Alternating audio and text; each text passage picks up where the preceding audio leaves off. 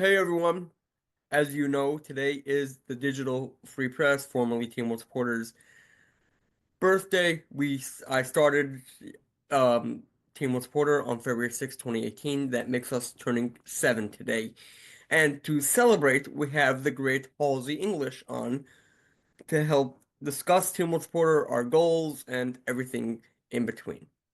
Very nice. So it's your show, Schmidt. Show Schmidt. I actually never thought about it that way until literally as you said it. Yeah, no, congratulations, man. It's a huge feat to be able to do this for 7 years. I've been doing this about the same, and it's a tough life. You know what I'm saying? It's really tough to keep on top of the news, to be able to talk to people about it, to not get discouraged and not get, completely blackpilled from the news. So it's congratulations, man. It's a real feat. You should be proud of yourself. I try, and the goal is to continue growing, seeing how the audience want us to continue holding everyone accountable, like the new logo shows. Transparency is key. I strive to be as transparent as possible. Like I'm recording this 2 days before the birthday, and Hmm. tonight is the first time that the Digital Free Press is showing up as reporters for the Digital Free Press to the Republican gubernatorial nominee debate. Very nice. Very nice. That's awesome. I used to do a lot more events. I don't do them anymore because I don't report on mainstream stuff so much anymore. So it's if I go to a debate like that, none of my audience would care. So, it's a juggling act, but I see the you wrote something about what the digital free press is that kind of struck my curiosity. So you seem to stress free speech a lot in what you're talking about. Like what I always have to ask people, what do you mean by free speech? Because I hear people say all the time, I'm a free speech absolutist, but then they can't really define what that means. So I'm curious what you think about it. So I personally, anti-Semitism, everything, your blasphemy about the Torah and whatever you want to say, go straight ahead, be my guest, say whatever on earth you want. Hmm. Where I draw the line is a direct call for violence. Hmm. Go kill Joe Schmo. Go murder this justice because the justice said they're pro-abortion. I'm just, or your mother should have aborted you. Something like that. Right. A direct call for violence or doxing is also illegal. Illegal speech should not be allowed. But free speech, anything up until illegal speech should be allowed. So the Brandenburg Standard. Yes. Okay. Because again, a lot of times I hear people say, like, I'm a free speech absolutist, but what they really mean is they don't believe that, like, a private company should be able to limit their monetization or that, they should be able to say anything up into, like, including calls for violence as long as they're not, like, specific, or that if someone says something violent on their, on a show of theirs, that it's okay because they didn't say it themselves. And I have real issues with that kind of stuff. But then again, I spend 50% of my time talking to Nazis and red pill people and all of that because I think these conversations are important. And I've seen the results of my conversations in that a lot of people realize, like, wait, what am I doing with my life believing this nonsense, and have walked away from it.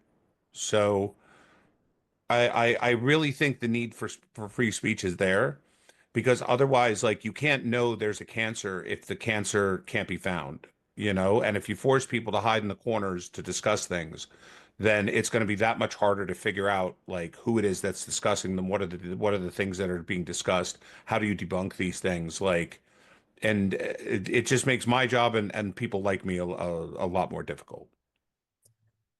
Last year when Kanye West was saying the Jews control everything, which Hmm. I truly wish we do.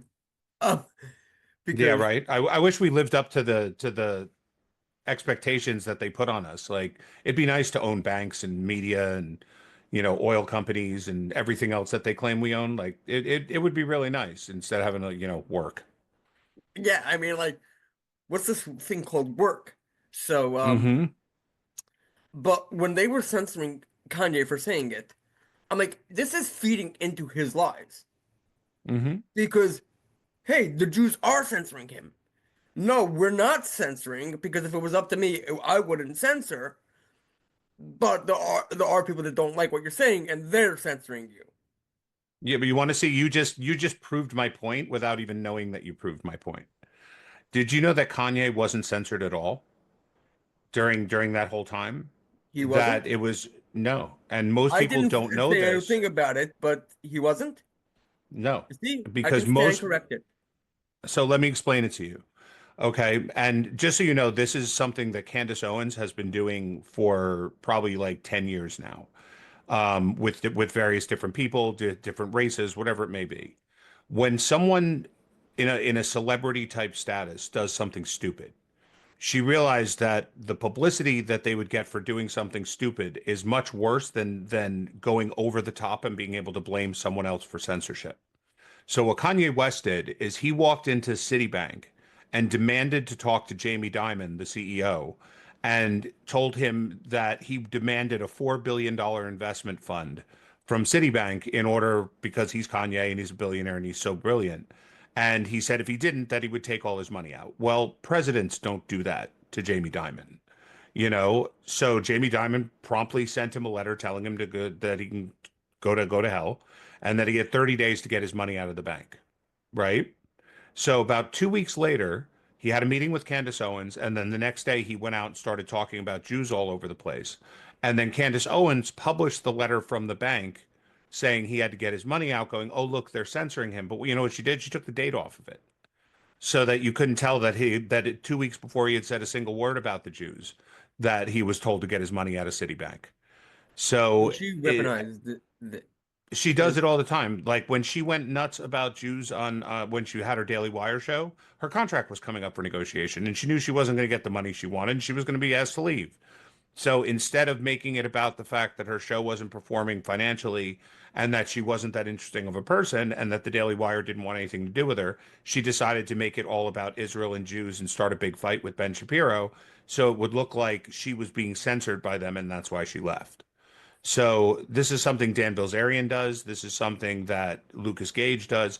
They all do this crisis acting where they go off on a tangent to try to blame someone for their own screw ups. So and look at even you had said like I think censoring Kanye West was wrong. Everybody agrees that censoring Kanye West was wrong. If there's any a better But there was spokesman no for censoring. anti-Semites, right? That's my point. Because it's easy to believe that when someone's going off the handle saying such ridiculous stuff like he was, that he would be censored. Like it doesn't take a leap to think that that's possible, even in a country that claims to believe in free speech. But what it turns out is it's just overcoming a screw up that he doesn't want the world knowing that he got played by Jamie Dimon.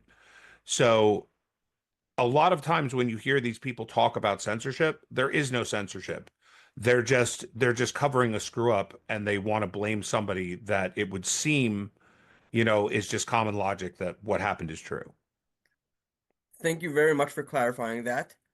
I will continue fighting for free speech, but I will be Hmm. more vigilant and look to see if there's actual censorship first, Right. Like, I mean, instead of Lucas Gage. believing the the victim's claims. So Lucas Gage is another one. He's down by your neck of the woods, right? He absolute lunatic, complete anti-Semite. Like, don't get me wrong. And if anyone is dangerous, I would probably place him on the list because he's not stable. But at the same time, what he did was he went and claimed he burned a copy of the Talmud, but it wasn't. It was just a book from Amazon, like that was talking about the Talmud. But he claimed that he burned it, and then Elon Musk suspended him for 6 months. Elon Musk publicly said why he suspended him, and it had nothing to do with him burning the Talmud. He could have cared less that he burned the Talmud. It was because he made a violent threat towards somebody. And the Elon Musk said that's why he got 6 months, and he's lucky he got 6 months and not just thrown off forever, right? But even to this day, when you see people talking about him getting thrown off, like all the Sheikh Suleimans and all them, they all say he got censored because he burned the Talmud, which is just a complete lie. So it But works maybe really they're not well. informed. Oh no, they're informed. They talk to him all the time. They know why. And at the time, everybody was angry with Musk for throwing him off because it was an argument about whether what he said was truly violent, you know? And they all knew about it because they all argued about it at the time. They just waited a week and then they started saying it was because he burned the Talmud, or he criticized. A lot of times they'll go because you criticize Israel or something along those lines. But true censorship in our time is what they did with the Hunter Biden laptop. That was censorship. Trump after January 6th, that was censorship. That was taking the free speech rights of an American citizen and restricting them to the point where they can't defend themselves against charges by not just not giving them a microphone, but denying them the ability to defend themselves. And then they get to shift the narrative. They get to define what the narrative is, and like most people, if you talk to them and you say January 6th, half of them will say it was nothing. It was just, if anything, it was just some people acting unruly. And the other half will say it was an insurrection against our government. And you say to the insurrectionist people, you say, well, okay, well, what did he do to spark an insurrection? Well, he demanded that his people go down and be tough and all of that. It's like, well, you realize he told them to be nonviolent, right? He actually said it 3 times, nonviolently, to go to the Capitol. No, he never said that. He told them to storm the Capitol and do this. Well, if you look at the tape, he never actually said that, and That was the they first restricted his post they took down. right. So when you look at it, those are not only did Twitter take those posts down, but immediately after they banned him. So now you've got a guy who's being accused of one of the most horrible crimes one can commit, especially against country, and he has no way to defend himself in a speech manner. And by the time he was able to get his bearings and go to Fox News and go to all of them, the narrative had already been spun. So those are the free speech concerns that we have in our time, you Yes. know. But the Now, idea that Kanye West and Jake Shields aren't allowed to be dumb Nazis on Twitter is not only a false flag, it's just such nonsense that it's a wonder they get away with it. I hear. But back to the digital free press. When Trump was banned, it was a Friday, I seem to remember, Hmm. and No, Parler it was had to then have been a taken Wednesday. right, and then Parler was taken down over Shabbos. I Hmm. had done a comparison between Parler and CloudHub. Hmm. Month of Shabbos, and for the non-Jews, Saturday night when I turned on my phone, that is when the digital free press blew. The team was supported Hmm. back then. I had 7,000 views on that comparison Hmm. because Trump was banned. That's when people became aware of free speech. That's when people realized there was an issue. That's when people decided they need to fight back. Hmm. But I have been doing the digital free press for longer than that. But I truly appreciate Team One Supporter. I truly appreciate that people were waking up to the issue. Well, you give another great example, and this is something that again most people don't know. The reason they claim they took Parler down was because they were providing a platform for violent insurrectionists, right?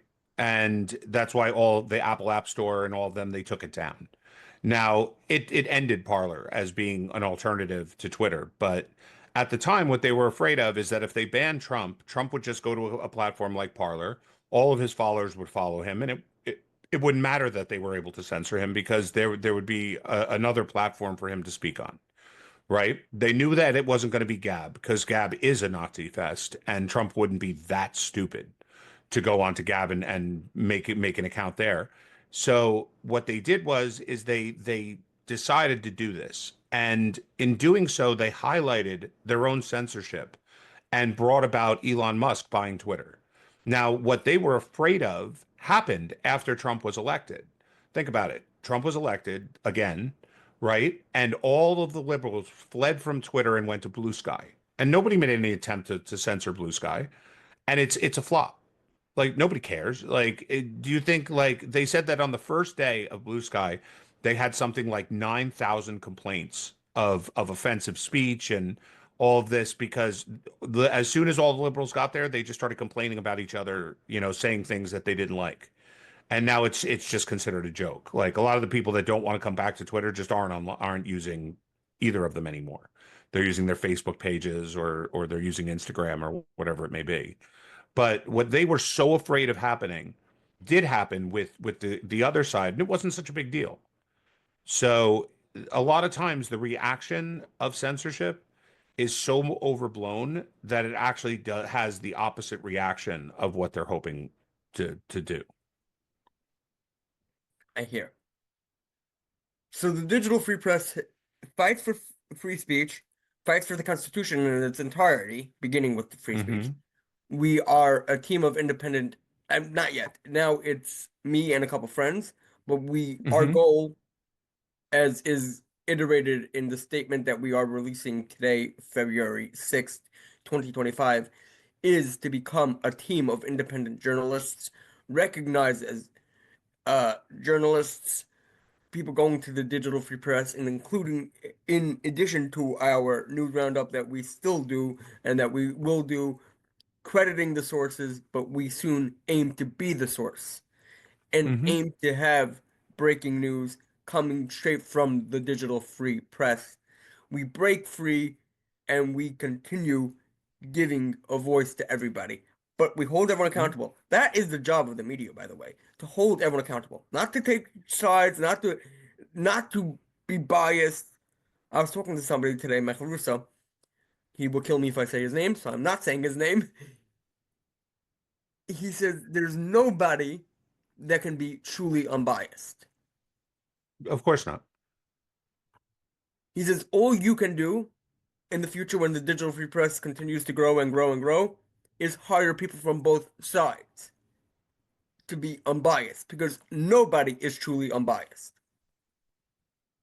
I mean, I don't know if I would agree with him per se, just because I think a better example of what you could do to counter bias is to admit your biases. Like you don't have to hire people from the left so that people get a nuanced view of both sides, because a lot of times, especially in the view of just any human being, there is no moral equivalency between both sides. Like you don't want to hire someone who's pro-Israel that's saying the truth, and then go, well, I have to get someone who's pro-Hamas that's going to come on and lie because I have to give both sides the time to say their stuff. So You what you have a say, very if you valid say point. like, so if you come out and say, I'm Jewish, I have my own biases, but I'm reporting the truth to you, and you can decide to take what I say or not. But I'm admitting my biases up front, and this is the reporting I'm doing now that I've admitted it. You know who does that all the time? The Daily Wire. They're really big on like telling people like we have our biases. We don't claim to be a nonpartisan news source. Like we report on things that our audience wants to hear, but we try to report the facts. We don't let our biases, influence us. But if they should, which always winds up happening sooner or later, understand that we're not claiming to be unbiased. We are biased, but we're just going to report the facts, and you can decide what to do with those facts. Which You is the know? other motto of the digital free press. Transparency is key. Hmm. Absolutely. I mean, I've been very lucky with my whole broadcasting career and my whole news career because I mean I've been a journalist part like never I would never like a full-time journalist but I had press passes. I went to the inauguration in 2000. I went to the DNC, the RNC on press passes in 2000 also. Like I've been doing this a long time, and throughout the entire time I was always striving to make sure that I could get out there and do what I did, and that I would be transparent about it. So like when I started my YouTube channel, I trust me, this was an argument not only did I have with my family, but I had with myself. Do I use a screen name or do I use my own name? Do I never say what state I live in? Do I never talk about personal stuff? because I mean there is an element of danger to it, especially if you're going to piss people off, right? But at the same time, I realize that if I'm not transparent, if I'm building my credibility with my audience and with other people, and then it turns out I'm not even being honest about my name, right? Like when those things come out, they crush your credibility. They crush your ability to reach people. So I just decided, you know what? There's no way I'm not disciplined enough to be like one of these anonymous people that for years no one can figure out who they are. Like sooner or later I'm going to slip. So I just said, you know what? I'm not going to live with the stress of this, and I'm just going to be completely transparent and let the chips fall where they may, and it hasn't failed me yet. So, So I actually am a little not transparent about my last name, Schmidt, mhm. but it's not because of lack of transparency. It's not because I'm hiding. I mean, you see my face. I told you my name is Yossi Schmidt. The only thing I'm not transparent about, which I really am transparent, is that we don't spell our last name Schmidt. In real life, it's SZ. But for so people can understand how to pronounce my name and not call me Yossi Szmit, I just spell it SCH just for better pronunciation and readability. Yeah, but that makes sense. I mean, also you want people to be able to Google you and find you. And if they're constantly spelling your name wrong because it's an unusual spelling, you know, it's going to be harder to find you if they're looking for you. And then also anybody you tell about your broadcast, you got to say, so this is my name and this is how you spell it. And like you have to kind of hope they write it down because otherwise no one's going to remember the little thing. But you should have seen them, the alt-righty kind of Nazi people, right? I tell this story constantly, but none of them watch my show. You know, of course not. Why would Nazis be interested in what an Orthodox Jew has to say about, you know, freedom? So my first name is Halsey, right? That's my birth first name. It's also my father's. It's also my grandfather's. We have this first name because we have a very famous relative, Admiral William Bull Halsey. He was a five-star admiral in World War II, right? And his father was also very famous, which is why my grandfather has the same name and why his father had the same name and so on. So we all have the same first name. In real life, we all just go by our middle names because it's a lot easier than yelling Halsey and having 15 people turn around, you know. So my middle name is Scott, which again I talk about with people all the time, and English is my last name. But this one point, one of them, I had left like my name up on my Google Meet that they could see it, and they went, oh my God, see, that isn't his name. His name isn't Halsey. His name is Scott, and he's lying about it. So like, and they made this big hubbub. And then if you look closely at what they were looking at, it says H. Scott English, which is how I write my name in real life, right? So I explained it to them, and they're like, "Oh, well, okay. I just didn't think your first name was actually Halsey." And they like it was one of those few times where people who are like complete propagandists like just took the L and admitted they were wrong. But That's very rare. Congrats on yeah, but getting it was that win. because it's because I'm so transparent though that they were able to accept that like, okay, they didn't catch me in a lie. They just made a mistake, and I would make them look ridiculous if they kept pushing that mistake, you know? Yep. So, again, my last name is Schmidt, so all my brothers go by Schmitty. You call my Hmm. house, can we talk to Schmitty? Who? My name is Yossi. Nice to meet you. My last name is Schmidt. You can call me Schmitty if you want, but Right. Well, you know what's funny? In real life, I don't go by Halsey at all because it's just not a name I've ever gone by. Like on a business card, I write H. Scott English, or and all my friends, my wife, my kids, everyone knows me as Scott, right? Like they know that Halsey is my first name. That's just the name I've always gone by. Except for my mother, when she gets really mad at me, she calls me Halsey. But that's the only time in real life that anyone calls me Halsey. It's been I want to say 9 years now that I've been using like my first name on YouTube and on different platforms online, and I'm still not used to it. When I have really close friends online and they call me Halsey, like it makes me feel like they're not a part of my real life, you know? I hear And you. these are people I'm very close with. Like they're people I'm really close with. Like I would consider some of them closer than I am with my in real life friends. And they like it never even occurs to them to call me Scott. And in real life, it never occurs to anyone to call me Halsey, which is always very confusing. But at the same time, I feel like it's almost like I live a double life into a little bit, even though both of them are my actual name. And my Rebbe calls me by my Hebrew name. So, but I don't ever get like it's not like I don't turn around if someone says it, but Right. it's you Right. know, Uh, and my Hebrew name is same as yours. So, oh, hi, Yossi.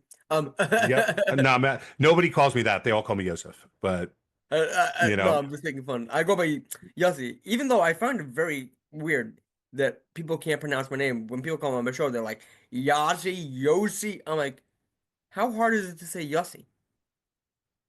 I'm not sure if anybody gets Halsey right. They all say Halsey or they say Hazley or like there's like very few people say my name right, and even when I tell them, they still screw it up after that. I can't figure out why because it's such an easy word to read, but for some reason nobody gets it.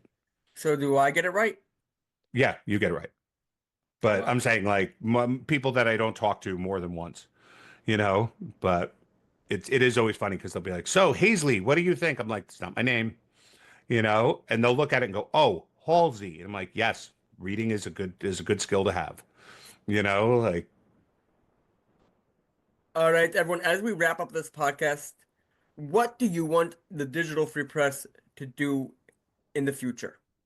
Halsey, do you have any ideas? so I'm a big fan of this and I find that a lot of people run from this. I don't I don't see people that work for, let's say, Ami or Mishpacha or any of those, right? They're reporting strictly from a religious point of view. And then you have people who report from a completely secular point of view. And nobody kind of just melds the two at all. Like you can be able to report something that your religious audience would hear and be happy like knowing, and things that your secular audience would be happy knowing. And you don't have to worry about confusing anybody. Like people understand when you're talking to both points. And I really like it when people like from the religious world embrace secular news, and when people from the secular world, kind of dive into religion a little bit. I would say I really hope that you'll kind of embrace that. So I You am know. working on that on my WhatsApp status, which is public. My Mm-hmm. number is public, and I am working on that in the roundup, which I currently do. Mm-hmm. Um, I try not to cover controversial subjects, but if I have to, I do. And there's no barrier. I always run things by someone just to make sure it's kosher, and then I just in. And but part of the good thing is that I limit to how many stories there are in the roundup. So like Okay. Fair enough. because people want a roundup, they don't want to read three news stories or whatever. Mm-hmm. So like they don't not news stories, three books. So I do 20 stories a day in the roundup. And then my status people go through when they're in the bathroom or whatever, like when they go through their social media and they do whatever they want. So that's what I try to do, and I try to be as uh religious and secular as possible. I try to be a mix of both. And Mm-hmm. I always give the source. Again, one day we will be the source. Amen. And in Yirtzeh Hashem, God willing. Um, we also are exploring an idea, which I want to hear your take on this. Taking the roundup and turning it into a podcast. It would be like a 4-minute podcast where I read to you the stories and I say the link is in the show notes to the actual roundups where you could read the actual stories. It's like the headline. So So I'm the wrong person to ask about that because if a show is less than I would say 45 minutes, I don't bother. I figured that I'm going to start listening to it and it's going to be over before like I'm doing whatever I'm doing that I listen to the news. So I'm just the wrong person to ask. I know a lot of people do like that and they do really well. Like you see Facebook reels, you see, Instagram videos that are a minute or two long. Like it's a big thing. It's just not something I ever do or listen to. And when you were talking about the roundup, I do the opposite. Like I go into a Twitter space to answer one question. 6 hours later, I'm like, "Where's my day gone?" Oh, You it's almost like know? going to Costco. Yeah. So like on my show, I don't address multiple. Like every time I get ready to do my show, I get 6 or 7 news stories that I plan to address, and I address one of them and talk about it for 5 hours, and then I just end the show and don't even get to the rest. So like I do like to do the whole book like deep dive kind of thing. So you're just asking the wrong person, but I would bet you that it would do really well if you did do that. We're exploring the idea. We Hmm. probably I'm going on a small vacation starting February 9th, coming back 11 the February 11th. So afterwards we probably are going to do a sample run for a month. Hmm. Next thing that I want to ask you and the audience is, would you buy the digital free press merch? I wanted to have the mug here to show the audience, but I have it in another room right now. Um, is that also an idea? Would you want that? Again, we aim to please the audience.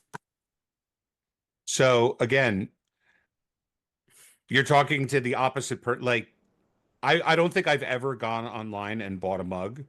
But at the same time, if someone gave me one, I use it everywhere I go because I don't have that many mugs. So it's like one of those things. It's not that I don't want to spend the money or I'm not cheap. Anyone who knows me will tell you it's just not something I ever think of, like to go online and buy a mug. So it's like if people give it to me, I carry it everywhere. I'm your best billboard that ever existed. But at the same time, it never occurs to me to go buy it. But I think merch is awesome. I think a lot of people do well to raise some funds for their publications or their podcasts with merch. But I also find that asking people to go to like a Patreon page and pledge $5 a month or to do some kind of super chat or something like that, I find that more people are willing to give money to help out at that point than they are willing to consistently buy merch. And the margins are real small on merch in the first place. So, Yeah. I'm just throwing the idea out there because hmm as as we grow the digital free press, we are always seeking audience insight. We are always looking to be held accountable. As we hold everyone accountable, you hold us accountable. It's a two-way street. I remember hmm someone said, Yossi, who's holding you accountable? I said, you. It's that yeah. simple. I mean, that's So, also a principle you were talking about with free speech, right? Like in my YouTube chats, in my Twitter spaces, everywhere, if you're coming in and you're just going to go, guess the Jews or something like that to interrupt my space, you're getting kicked out. That's just simple. But if you have a question for me or you think that I was wrong about something or you want to argue with me, I'm never going to turn that down. I'm never going to say, like, you don't have a right to ask those questions. Like, I want you to hold me accountable because if I got something wrong, I want to know it and I want to fix it. So, like that happens sometimes where you just use old statistics, like something you saw 5 years ago and it's completely changed now, and you quote it and they go, well, it's not like that anymore. Like, no, you need to have that freedom of speech to be able to correct people and hold people accountable. So I think that's a marvelous principle. all right, looking forward to another 7 years of the digital free press. Looking forward to continuously having episodes featuring Halsey. Thank you for coming on this episode and hold everyone accountable, and transparency is key. We will be in touch. I hope you enjoy the statement, the reviews, the news roundup, and where we go in the future. Absolutely.